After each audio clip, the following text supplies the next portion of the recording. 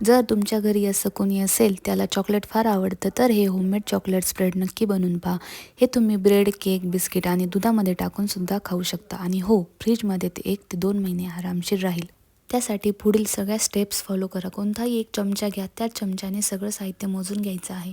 3 चमचे cocoa powder, 2 चमचे साखर, 1 चमचा एपी फ्लोअर म्हणजेच आपल्या भाषेत मैदा, थोडीशी कॉफी पावडर किंवा व्हॅनिला इसेन्स टाकून चांगलं मिक्स करून घ्यायचं. त्यानंतर 1 कप कोमट दूध टाकून गाठी होणार नाही याची काळजी घेऊन मिक्स करायचं. नंतर हे मिश्रण गॅसवर लो फ्लेमवर ठेवायचं आहे.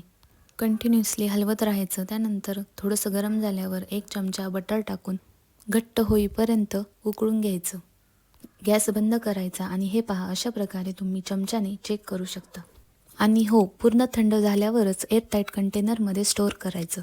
व्हिडिओ इथपर्यंत पाहिलाच आहे, तर कसा वापरायचा ते पण पाहू. ग्रिल पॅनवर घरी बनवलेलं तूप लावले.